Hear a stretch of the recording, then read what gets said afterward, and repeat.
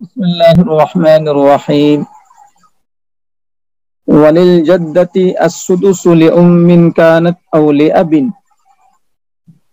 Jeddah صحیحہ کو چھٹا حصہ ملے گا، چاہے وہ ام کے واسطے سے ہو یعنی نانی ہو، یا باپ کے واسطے سے ہو یعنی دادی ہو، اوپر تک۔ نانی میں پرنانی لکڑنانی شامل ہے، دادی میں پردادی لکڑدادی شامل ہے۔ ایک ہوں یا زیادہ، اگر کوئی محجوب کرنے والا نہیں ہے تو دو تین جدہ صحیحہ ہے، کوئی محجوب کرنے والا نہیں ہے تو سب واحدتاً کانت او اکثر۔ جدہ اگر کئی جمع ہو جائیں اور محجوب کرنے والی نہ ہو تو جتنی بھی جدہ صحیحہ ہیں، ایک ہو یا دو ہو یا تین ہو، سب کو مل جائے گا، اور ایک سدس میں سب مشترک رہیں گی۔ لیکن شرط کیا ہے کہ جدہ صحیحہ ہو اذا کن ثابتات، جبکہ صحیحہ ہو فاسدہ نہ ہو۔ ان سب کی وضاحت ہو چکی ہے، بس دوبارہ رابطے کے لیے اس کو کر رہے ہیں تاکہ اگلا سبق پچھلے سبق سے مربوط ہو جائے، ورنہ تو یہ سب عبارتیں ہو چکی ہیں۔ متحازیات فی الدرجہ، درجے میں سب برابر ہوں۔ جدہ کئی جمع ہو جائے تو ان سب جدہ کو کم ملے گا جبکہ سب درجے میں برابر ہو۔ مثالیں اس کی آ چکی ہیں، جیسے نانی ہے، دادی ہے، تو نانی اور دادی دونوں میں ایک ہی واسطہ ہے، یعنی دادی تک جانے کے لیے ایک واسطہ باپ کا اور نانی تک جانے میں ایک واسطہ ماں کا، تو نانی اور دادی یہ برابر ہے، لہذا دونوں کو مل جائے گا۔ اگر ماں نہیں ہے اور باپ بھی نہیں ہے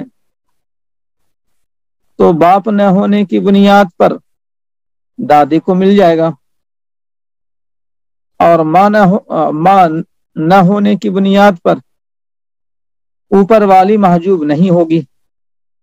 ماں موجود ہو تو نانی دادی کسی کو حصہ نہیں ملتا ہے، تو باپ بھی نہیں ہے اور ماں بھی نہیں ہے، نانی دادی ہے، تو دونوں کو ایک سدس مل جائے گا مشترکہ۔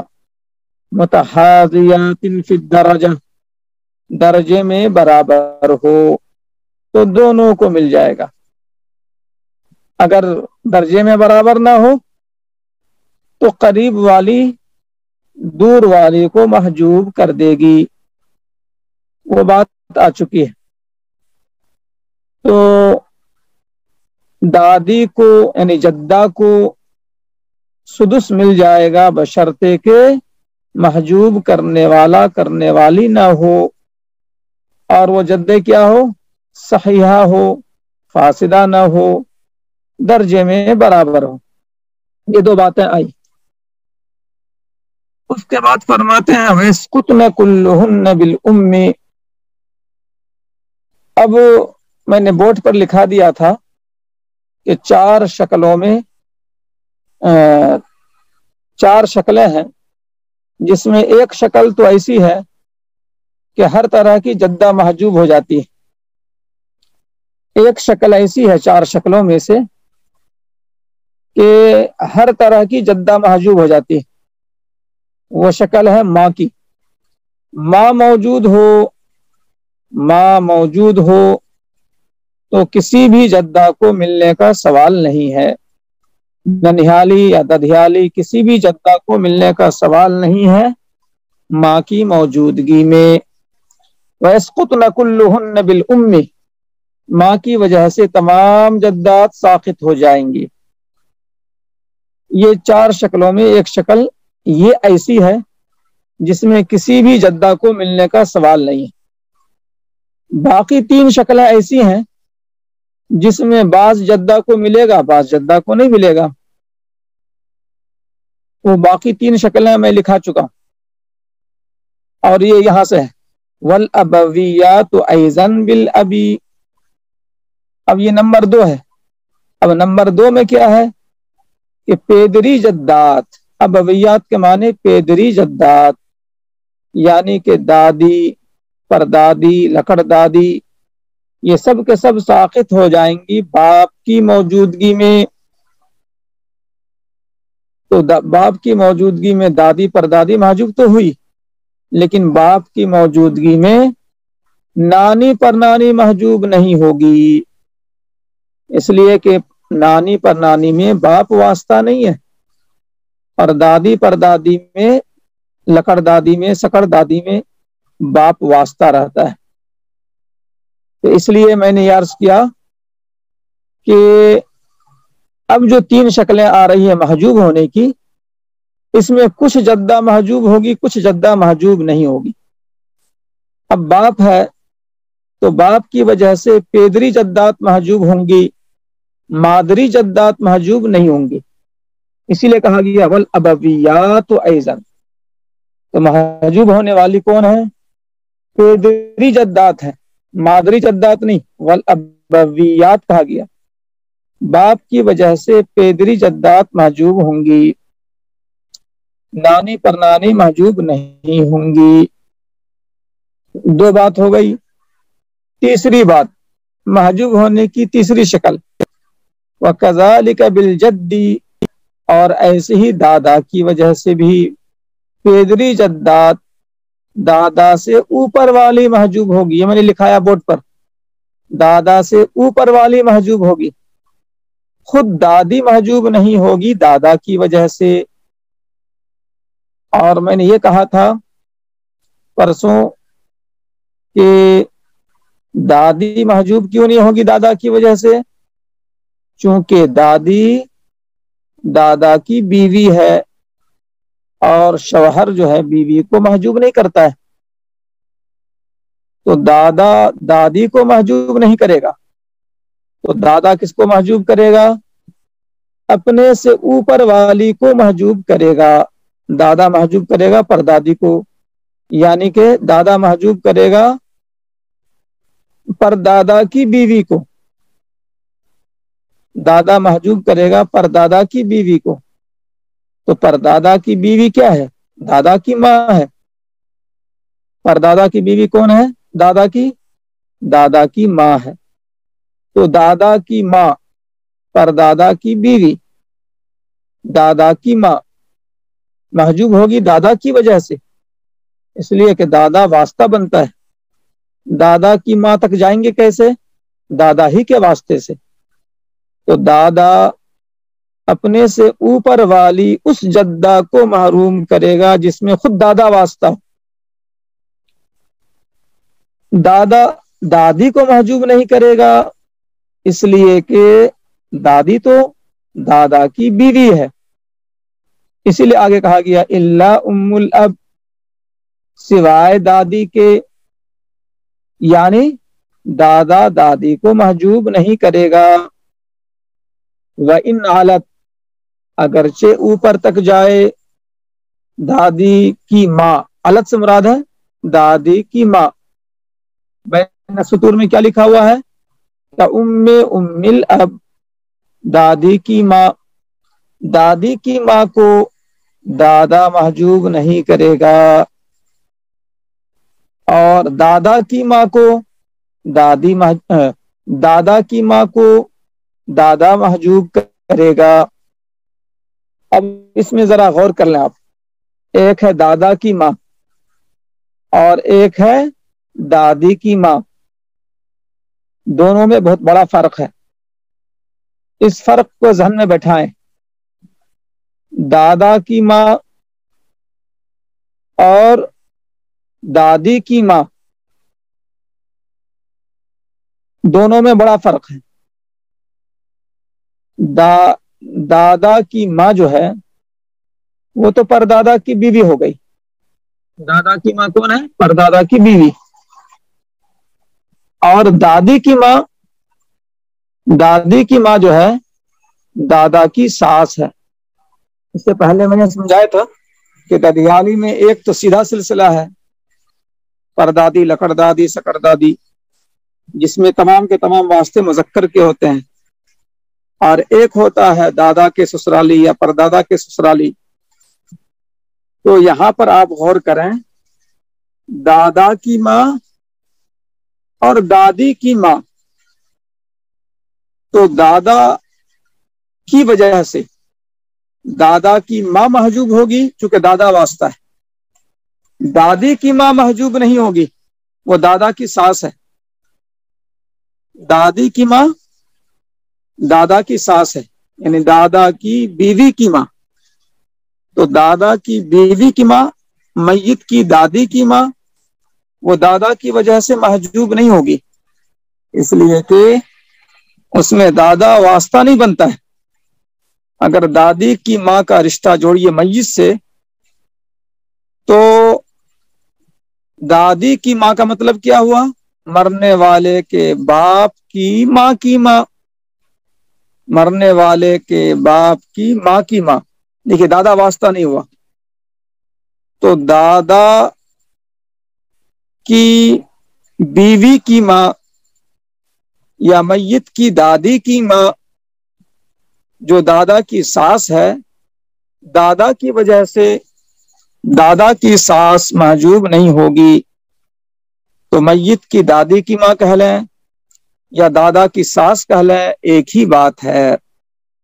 وَإِنْ حالت کا ہی مطلب ہوا، اگرچہ اوپر تک ہو، یعنی کہ دادی کی ماں اوپر تک چلی جائے، دادی کی ماں دادی کی ماں کی ماں وہ دادا کی وجہ سے محجوب نہیں ہوگی، اس لیے کہ دادا اس میں واسطہ نہیں بنتا ہے. فَإِنَّهَا تَرِثُ مَعَ الْجَدِّ، اس لیے کہ دادی کی ماں وارث ہوگی دادا کی موجودگی میں. کیوں وارث ہوگی؟ آگے عبارت موجود ہے، من قبلہ، اس لیے کہ دادی کی ماں دادا کی جہت سے نہیں ہے بلکہ دادا کی وہ تو ساس ہے. لیست من قبلہ، دادی کی ماں دادا کی جہت سے نہیں ہے بلکہ دادا کی وہ ساس ہے. لہذا دادا دادی کی ماں کو یعنی اپنی ساس کو محجوب نہیں کرے گا. دادا پھر کس کو محجوب کرے گا؟ دادا محجوب کرے گا دادا اپنی ماں کو، دادا اپنی ماں کو محجوب کرے گا، یعنی کہ پردادا کی بیوی. یہ بات پوری ہو گئی. 3 شکلیں ہو گئیں. چوتھی شکل، والقربى من أي جهة كانت تحجب البعد من أي جهة كانت، اس کو میں نے باضابطہ بورڈ پر لکھا کر سمجھا دیا ہے. قریب والی جدہ کسی بھی جہت کی ہوں، دور والی کو محجوب کر دے گی. جیسے کہ نانی پرنانی کو محجوب کرے گی، نانی پردادی کو محجوب کرے گی. پردادی دور والی ہے، نانی قریب والی ہے. قریب والی کسی بھی جہت کی ہوں، دور والی کو محجوب کر دے گی، چاہے دور والی کسی بھی جہت کی ہوں. جیسے میں نے مثال دی کہ نانی محجوب کر رہی ہے پرنانی کو بھی، اور نانی محجوب کر رہی ہے پردادی کو بھی. تو پردادی دوسری جہت کی ہے، ددیالی ہے، اور نانی ننیالی ہے. تو نانی نے محجوب کیا پرنانی کو بھی پردادی کو بھی. دور والی ادھر کی ہوں یا ادھر کی ہوں، بہرحال وہ محجوب ہو جائیں گی قربا کی موجودگی میں. خواہ قریب والی وارث بن رہی ہوں یا محجوب ہو رہی ہوں. اس کی مثال بھی پرسوں آ گئی تھی. قریب والی محجوب ہو رہی ہوں یا وارث ہو رہی ہوں، اس سے بحث نہیں ہے. قریب والی بہر صورت دور والی کو محجوب کر دے گی. تو اس کی مثالیں بھی آ چکی ہیں. اب جیسے مثال کے طور پر میت کے وارثین میں اگر باپ بھی ہو اور دادی ہو اور پرنانی ہو،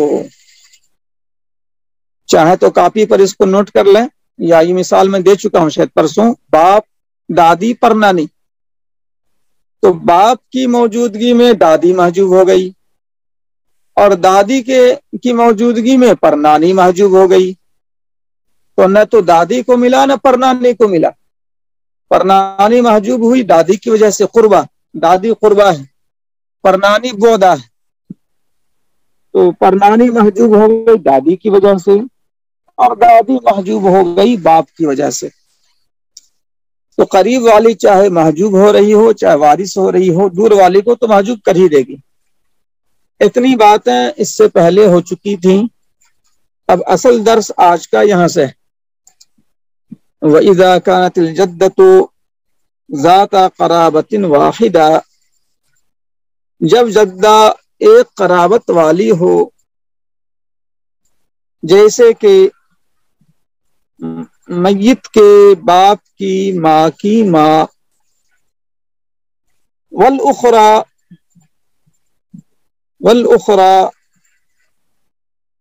ذات قرابتین، دوسری جدہ دو قرابت والی ہو یا اس سے زیادہ قرابت والی ہو، جیسے کہ میت کی ماں کی ماں کی ماں، یعنی میت کی پرنانی، وہ پرنانی، وہی پرنانی میت کی پردادی بھی ہو۔ ہندا جو ہے پرنانی بھی ہے اور وہی ہندا پردادی بھی ہے، ایک ہی ہندا پرنانی بن رہی ہے اور پردادی بن رہی ہے، اور ایک جدہ ایک ہی قرابت والی ہے، جیسے کہ ناصرہ اس کا نام ہے۔ تو ناصرہ جو ہے میت کی دادی کی ماں ہے، میت کی دادی کی ماں ہے، میت کے باپ کی ماں ناصرہ ہے، تو وہ صرف جو ہے میت کی دادی کی ماں ہے، اور دوسری جدہ میت کی پرنانی بھی ہے پردادی بھی ہے۔ بہذہ الصورہ، اس صورت کے ساتھ جو نیچے نقشہ ہے، اب یہ نقشہ جو ہے اتنا بہت واضح نہیں ہے، نیچے ایک دو لائن نیچے جو نقشہ ہے بہت واضح نہیں ہے، تو میں بورڈ پر یہ نقشہ بنا دیتا ہوں۔ تو اب یہاں پر یہ سمجھنا ہے کہ دو جدہ میں سے ایک جدہ، دونوں جدہ صحیحہ ہے، دونوں جدہ متحازیات کی درجہ ہے، یعنی محجوب ہونے کی شکل نہیں ہے، جدہ صحیحہ ہے، محجوب ہونے کی شکل نہیں ہے، درجے میں برابر ہے، دونوں جدہ کو ملے گا۔ تو سوال یہ ہے، اب اصل چیز جو کہنے کی ہے وہ یہ ہے کہ ہندا کا رشتہ دوہرا ہے، میت سے دو قرابت والی ہے ہندا، وہ پرنانی بھی ہے پردادی بھی ہے، اور ناصرہ جو ہے میت کی دادی کی ماں ہے، صرف ایک قرابت ہے، تو کیا ایک قرابت والی کو چھٹا حصہ میں سے جو کچھ دیا جائے گا ناصرہ کو وہ کیا کم دیا جائے گا، اور ہندا کو اس کا ڈبل دیا جائے گا؟ یعنی چھٹا حصہ میں اگر مان لیجئے کہ 12 روپیہ آیا، چھٹا حصہ میں 12 روپیہ آیا، تو اس 12 روپیہ میں کیا ہندا کو 8 روپیہ مل جائے گا؟ یعنی چونکہ دو قرابت والی ہے، اور ناصرہ کو 4 روپیہ ملے گا چونکہ وہ ایک قرابت والی ہے، تو یعنی چھٹا حصہ جو 12 روپیہ ہے، چھٹے حصے میں 12 روپیہ آیا، تو اس کو جو ہے گویا کہ 3 حصہ کر دیے، ایک حصہ دے دیا ایک قرابت والی کو اور 2 حصہ دے دیا 2 قرابت والی کو، تو 12 روپے کے 3 حصے کر دیے، 4 4 4، تو 1 4 دے دیے ایک قرابت والی ناصرہ کو اور 8 دے دیے 2 قرابت والی ہندا کو، تو کیا ہوگا؟ یا برابر برابر بانٹیں گے، ایک قرابت والی ہو چاہے دو قرابت والی ہو، 12 روپیہ آیا ہے، چھٹے حصے میں 12 روپیہ آیا ہے تو 6 روپیہ ادھر 6 روپیہ ادھر۔ تو امام یوسف رحمۃ اللہ علیہ فرماتے ہیں یقسم السدس، سدس کو بانٹا جائے گا ان کے درمیان، مشترکہ طور پر بانٹا جائے گا ان کے درمیان، ان ابی یوسف انصافن، نصف نصف، بے اعتبار الابدان، ابدان کا مطلب تعداد کے اعتبار سے، ذات کی تعداد، نہ کہ رشتے کی تعداد بلکہ ذات کی تعداد۔ اب دو جدہ ہے، انصافن ہو جائے گا، آدھا ادھر آدھا ادھر، 12 روپیے میں 6 روپیہ ادھر 6 روپیہ ادھر۔ بے اعتبار الابدان کا مطلب ہوا شخصیت کی تعداد، ذات کی تعداد، جسے کہیں گے کتنے پرسن ہیں، انگلش کے اعتبار سے پرسن آئے گا، تو 2 پرسن ہے، 2 شخص ہے، تو آدھا ادھر آدھا ادھر۔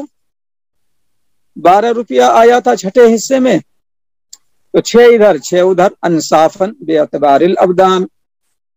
وعند محمد اسلاسن بے اعتبار الجہاد، امام محمد رحمۃ اللہ علیہ کے نزدیک جہاد کے اعتبار سے، جہاد یعنی رشتے کے تعدد کے اعتبار سے تقسیم کیا جائے گا۔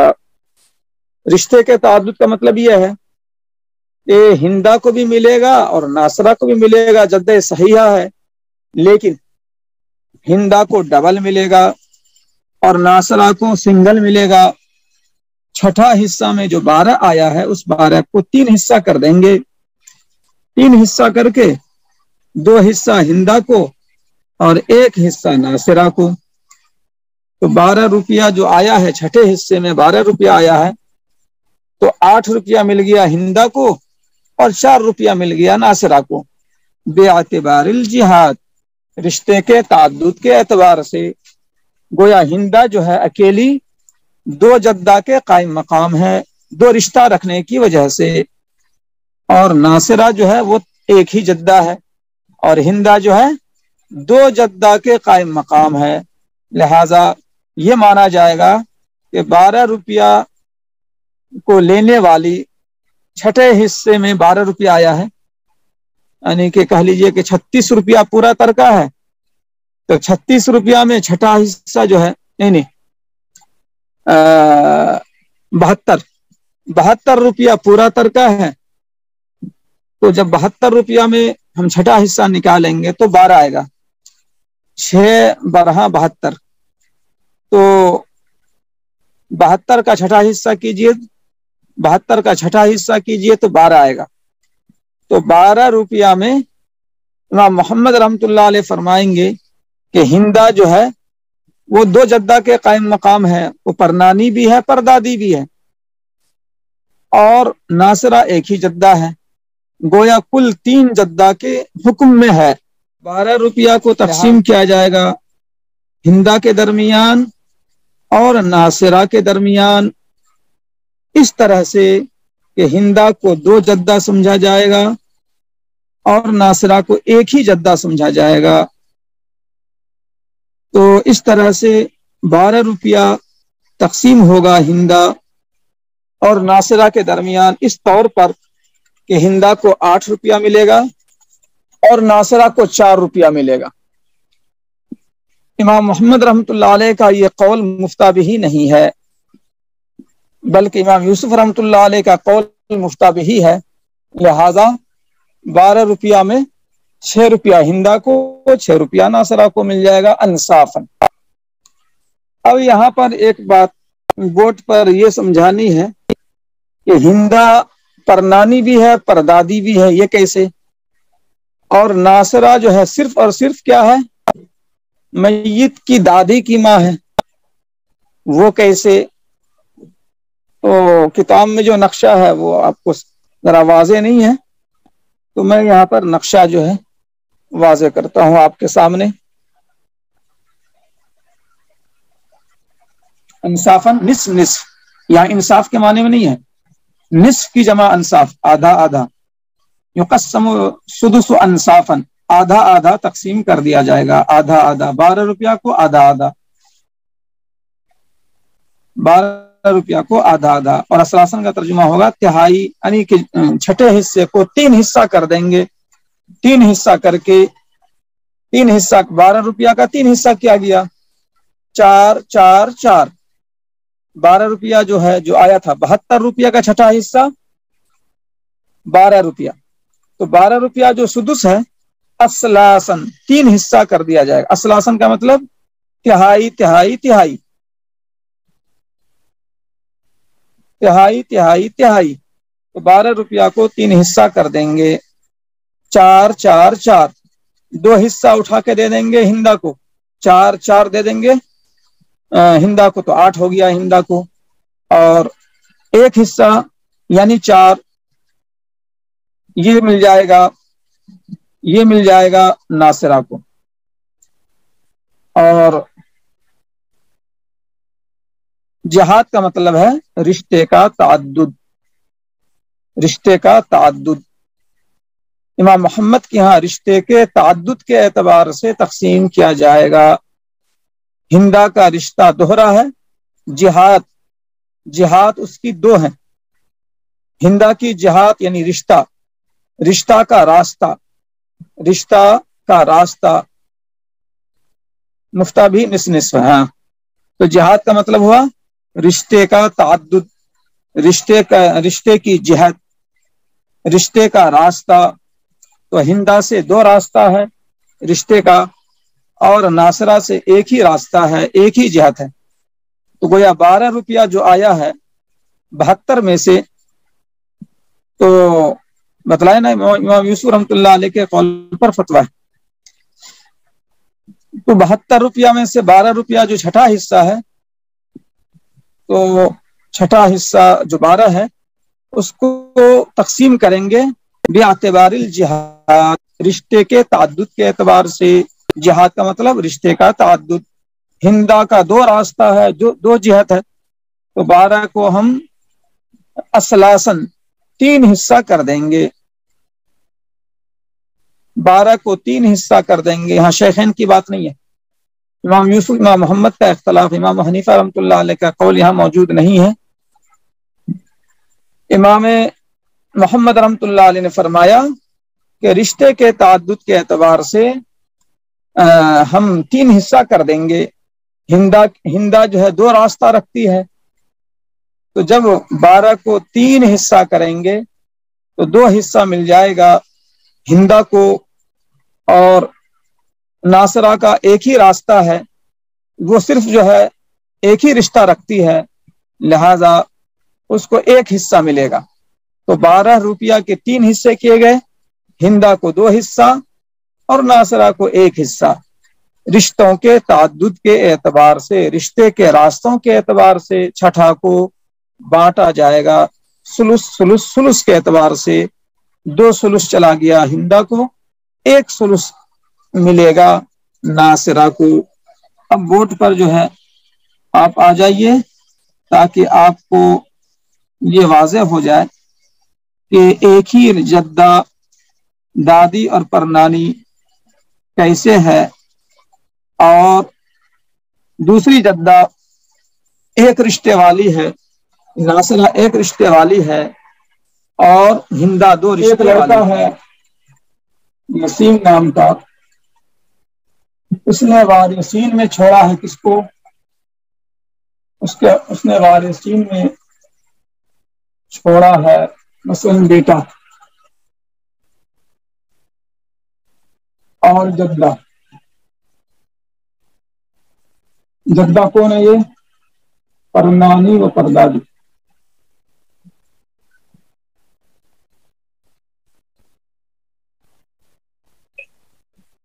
और एक और जद्दा को छोड़ा है, वो कौन है? दादी की माँ। अब ये जद्दा जो है परनानी और परदादी कैसे हुई है वो बात में बतलाऊंगा मैं।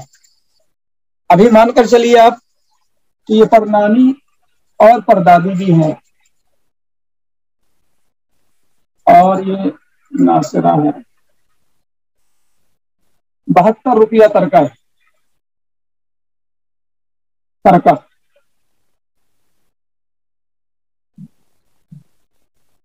تو یہاں پر 12 روپیہ مشترکہ مل گیا امام محمد کے پاس، امام یوسف کے پاس 12 روپیہ مشترکہ، یعنی کہ سدس، یہ ہو گیا اسبا۔ چھٹا حصہ کا مطلب کیا ہوا؟ 72 کا چھٹا حصہ ہے 12، 6 مل گیا ہندا کو، 6 مل گیا ناصرہ کو، اور باقی جو مل گیا 60 روپیہ بیٹا کو۔ 12 روپیہ، چھٹا حصہ کتنا ہوا؟ 12۔ 72 کو تقسیم کریں 6 سے تو چھٹا حصہ نکل جائے گا۔ 72 کو کیلکولیٹر پر تقسیم کریں 6 سے، جواب آ جائے گا 12۔ کیلکولیٹر سے 72 ڈیوائڈ 6 برابر ہے 12، وہی 12 ہے۔ چھٹا حصہ نکالنے کے لیے 6 سے تقسیم کریں۔ اب جو ہے 12 مشترکہ ہے، آدھا ادھر آدھا ادھر، یہ کیا ہے؟ عند ابی یوسف۔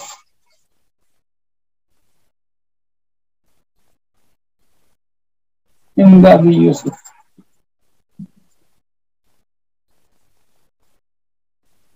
امام محمد رحمۃ اللہ علیہ فرماتے ہیں ادھر مل جائے گا 8، ادھر مل جائے گا 4، 12 میں، یعنی سدس کو، سدس میں 12 آیا، سدس میں 12 آیا، اس کے 3 حصے کر دیں گے،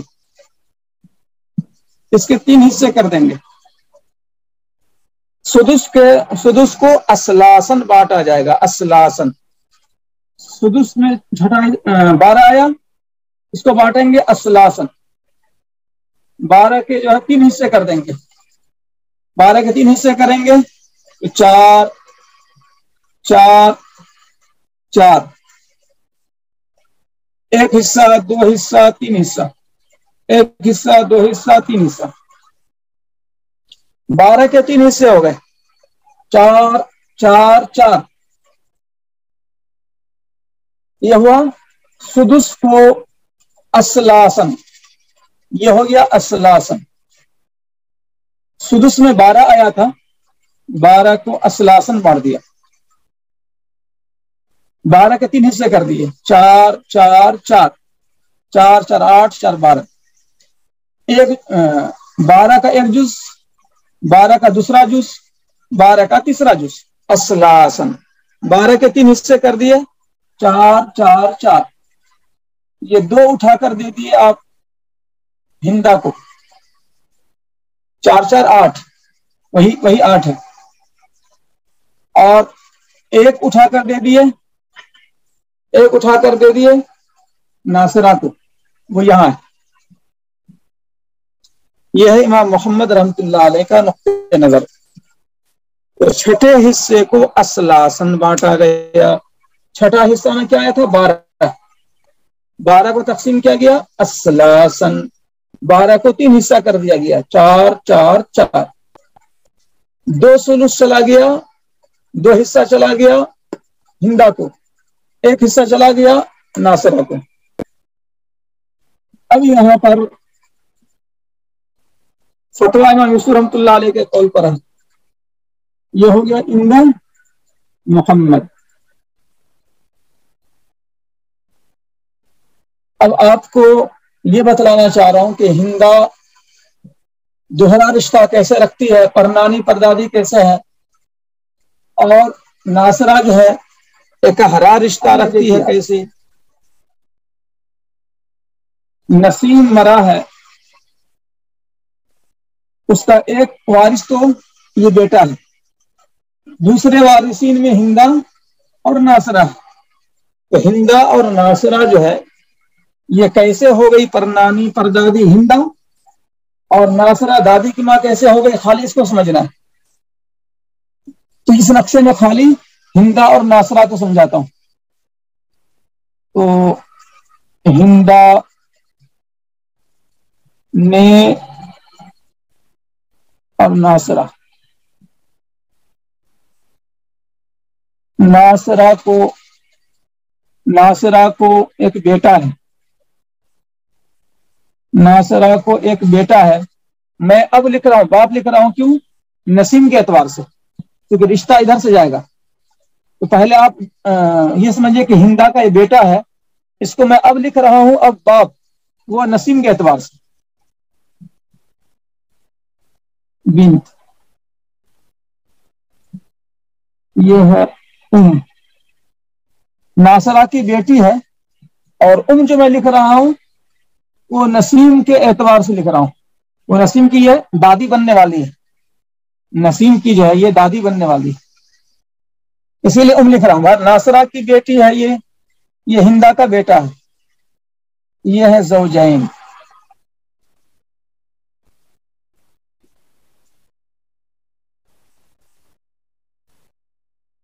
ہندا اور ناصرہ آپس میں کیا ہو گئے؟ سمدھین.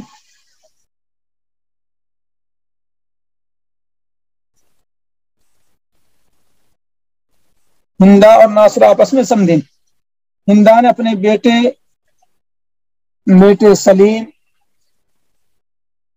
سلیم کی شادی حبیبہ سے کر دی. بیٹی کا نام، ناصرہ کی بیٹی کا نام حبیبہ سے کر دی. اب ان دونوں سے ایک لڑکا پیدا ہوا. ایک لڑکا پیدا ہوا.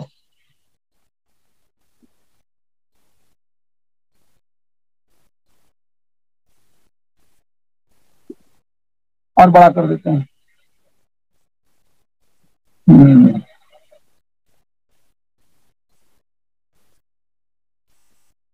چلیے ٹھیک ہے. ایک لڑکا پیدا ہوا.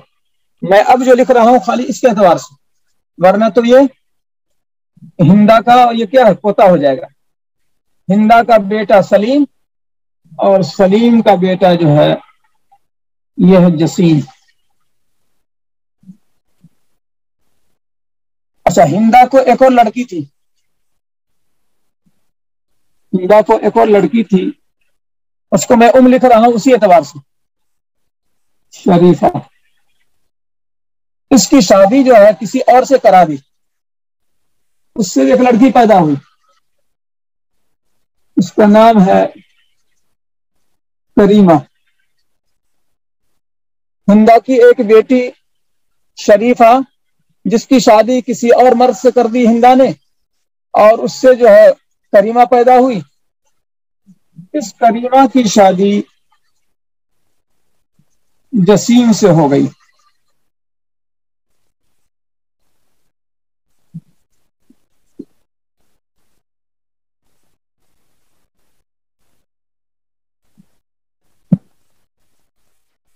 اس کو میں ذرا سا اور یہ کر دیتا ہوں اوپر کی طرف.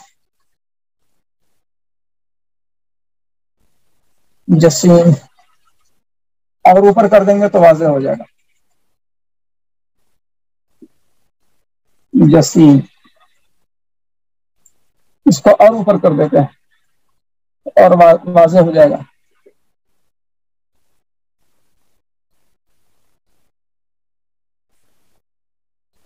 کریمہ، زوجین.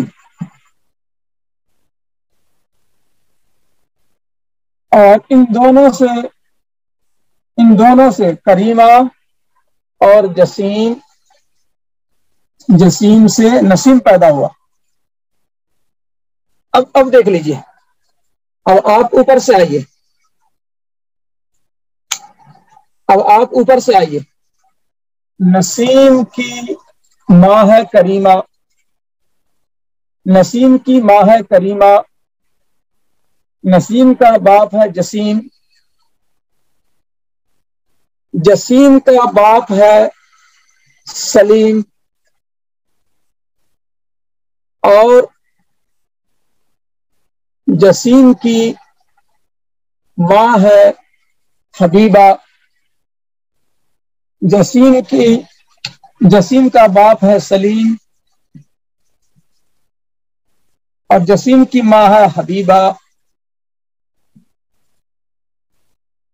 اور کریمہ کی ماں ہے شریفہ، اور شریفہ کی ماں ہے ہندا. نسیم کے باپ جسیم، جسیم کے باپ سلیم، سلیم کی ماں ہندہ، نسیم کی ماں کریمہ، کریمہ کی ماں شریفہ، شریفہ کی ماں ہندہ، نسیم کا باپ جسیم، جسیم کی ماں حبیبہ، حبیبہ کی ماں ناصرہ۔ اب ادھر سے آپ دیکھیے، آپ نسیم کے باپ کا باپ یعنی دادا، دادا کی ماں ہندہ یعنی پردادی، ہندہ ہو گئی پردادی، ہندہ ہو گئی پردادی، اور ہندہ ہو گئی پرنانی، ہندہ ہو گئی پردادی اور ہندہ ہو گئی پرنانی۔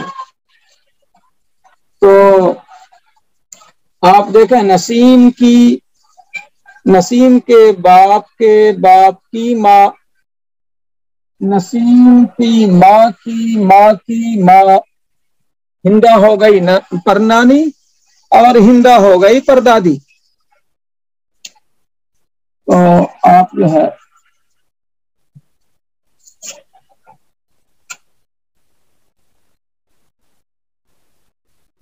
تو ہندہ کو جو ہے ایک لڑکی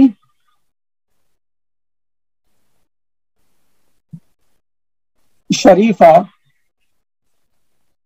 اور ایک لڑکا سلیم ہے،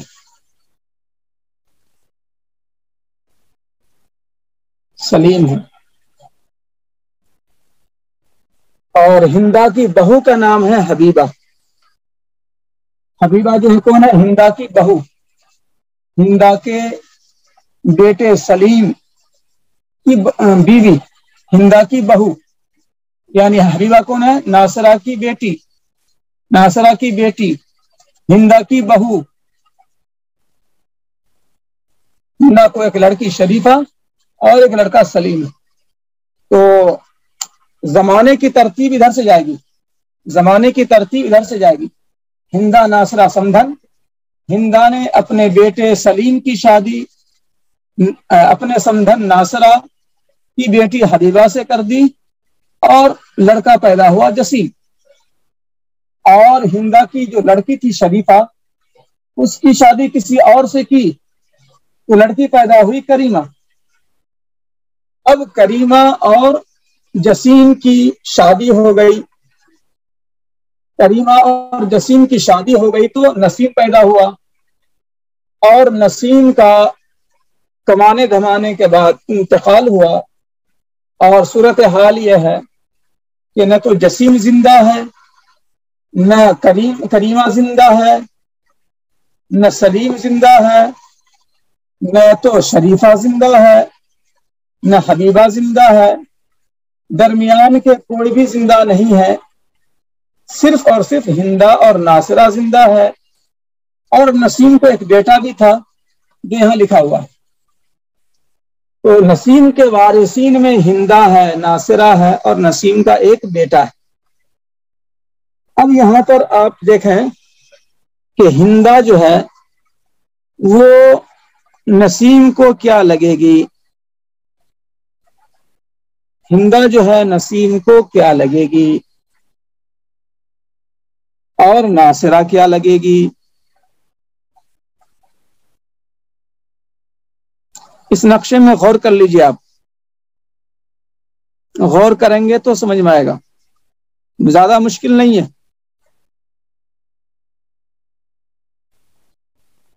ہندہ جو ہے نسیم کی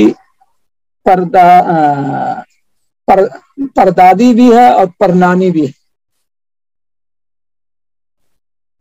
آپ نے کیا لکھا؟ چیٹ کریمہ جسیم کی پھوپھی ہے،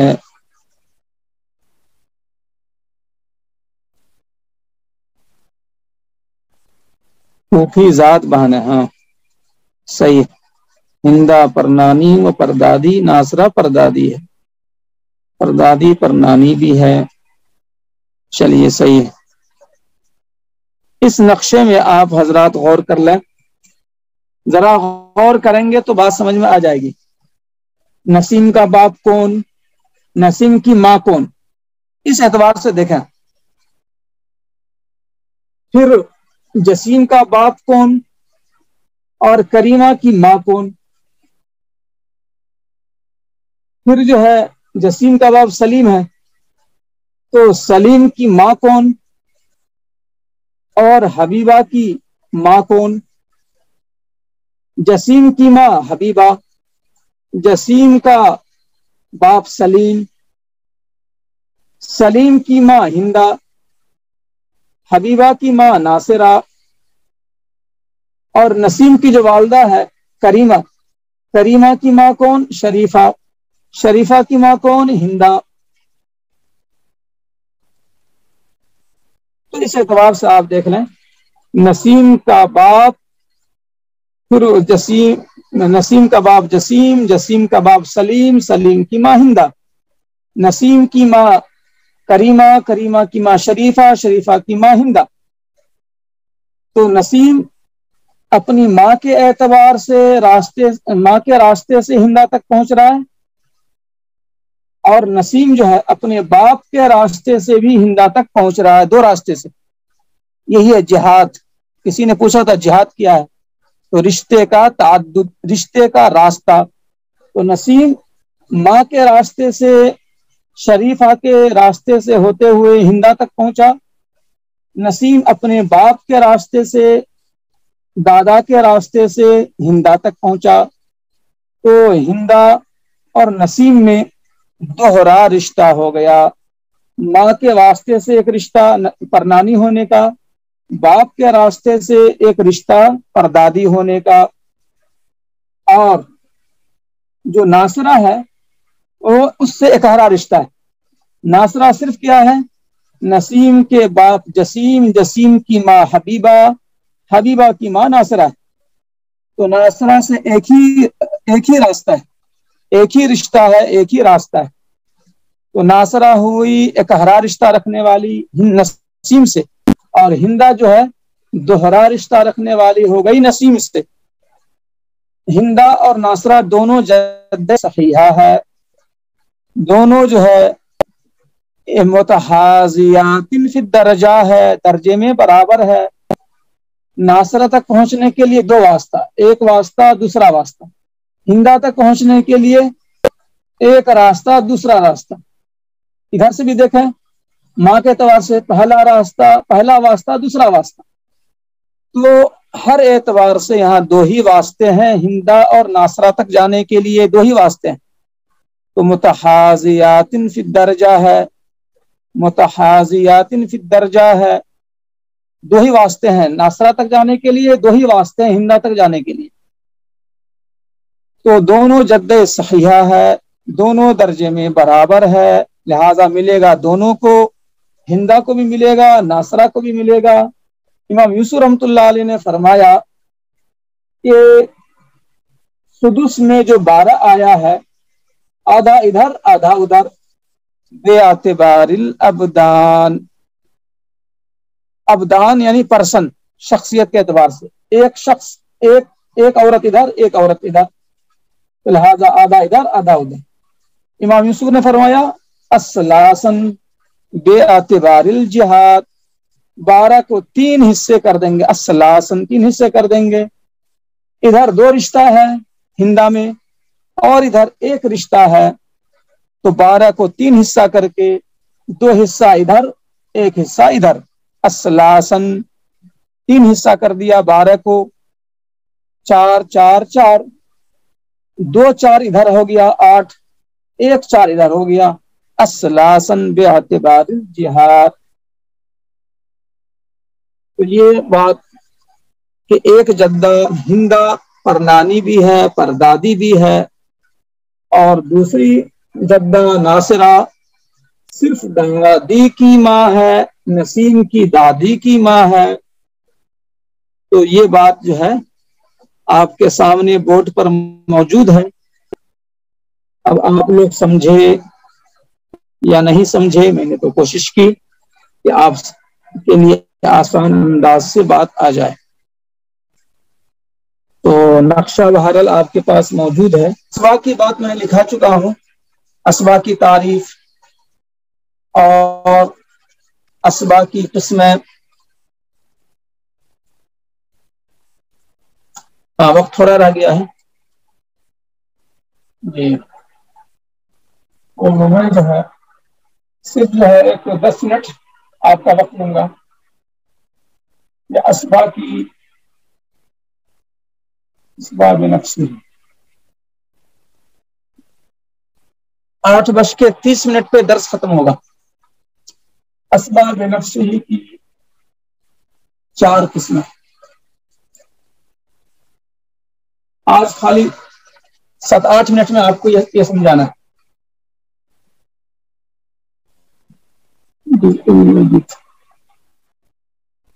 آج خالی یہ بات سمجھیے آپ.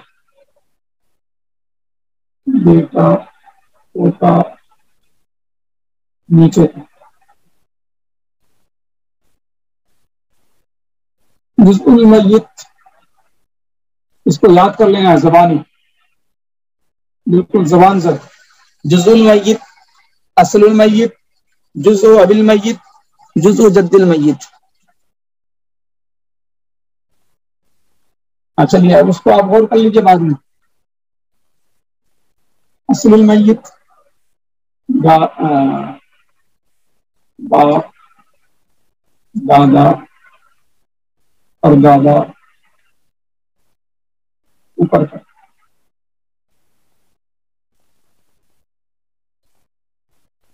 جزء ابی المیت، اس میں کون ہے؟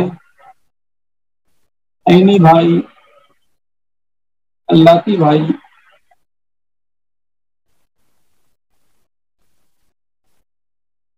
عینی بھائی کا بیٹا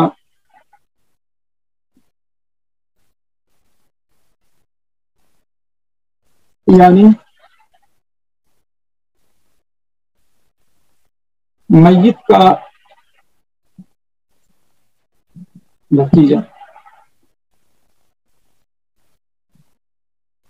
اس کا بیٹا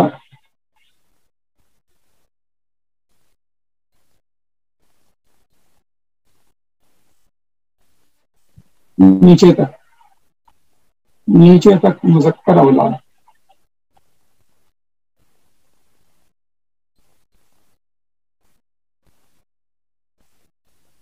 میت کا بھتیجا نیچے تک، نیچے تک مذکر اولاد. میت کا بھتیجا، بھتیجا کا بیٹا یعنی بھائی کا بیٹا، بھائی کے بیٹے کا بیٹا، بھائی کے بیٹے کے بیٹے کا بیٹا.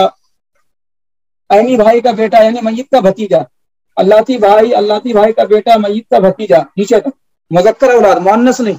بھتیجیاں اسبا نہیں ہوتی ہیں، بھتیجیاں اسبا نہیں ہوتی ہیں. چاہے بھتیجا موجود ہو، بھتیجی بھی موجود ہو، تو بھتیجا بھتیجی کو اسبا نہیں بنائے گا. بھتیجا حصہ پائے گا اور بھتیجی کو کچھ نہیں ملے گا. بیٹا بیٹی کی طرح نہیں ہے، بیٹا بیٹی کو اسبا بنا دیتا. میت کا بیٹا میت کی بیٹی کو اسبا بنا دیتا ہے، لیکن میت کا بھتیجا میت کی بھتیجی کو اسبا نہیں بناتا ہے، بلکہ بھتیجی محجوب ہو جاتی ہے. اس لیے مذکر اولاد. عینی بھائی کا بیٹا، بیٹا بھی بیٹا اللہ بھائی، اللہ بھائی کا بیٹا، بیٹی نہیں. یعنی میت کا بھتیجا، بھتیجی نہیں. نیچے تک مذکر اولاد، نیچے تک مذکر اولاد. نمبر 4 جزء بالمیت،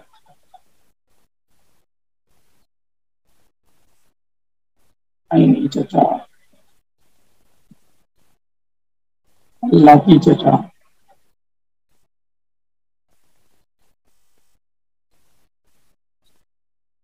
اسی طرح سے بیٹا، یہاں بھی بیٹی نہیں،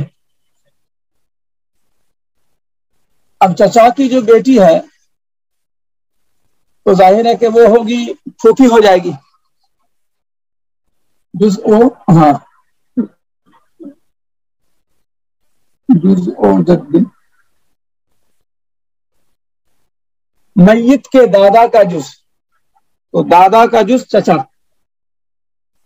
یہاں بھی اللہ کی چچا نہیں تو اس کا بیٹا نیچے تک بیٹا نیچے تک نیچے تک یعنی بیٹا کا بیٹا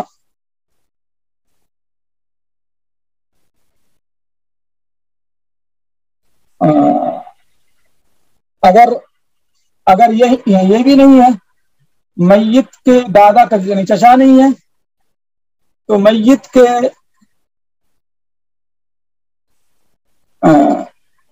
اگر یہ بھی نہیں ہے الف تو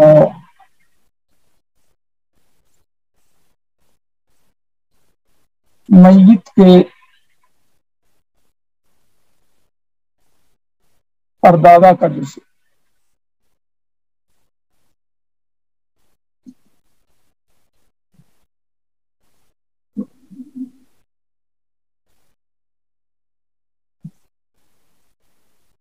یعنی عینی چچا زاد دادا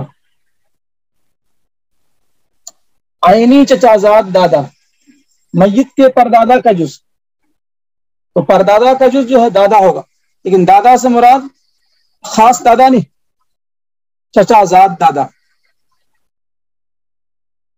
اللہ کی چچا زاد دادا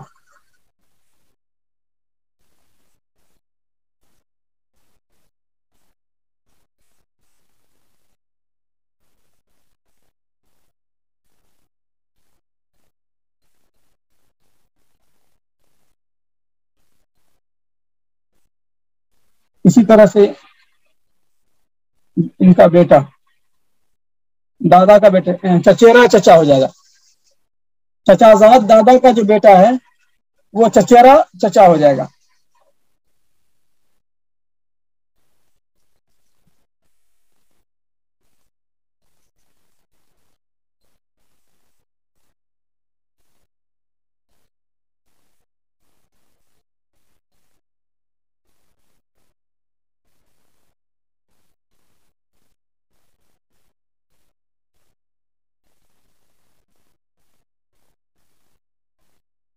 اب یہ سب چیزیں ایسی ہیں جس کا سامنا نہیں ہوتا ہے لیکن یہ ہے کہ بہرحال نالج کے لیے یہ سب جاننا ضروری ہے تو چچاؤں میں مطلب یہ ہوا کہ میت کا چچا یا میت کے چچا کا بیٹا یا اگر میت کا چچا نہیں ہے تو میت کا چچیرا دادا میت کا عینی چچا زاد دادا اللہتی چچا زاد دادا اور وہ بھی نہیں ہے تو اور اوپر جائیں گے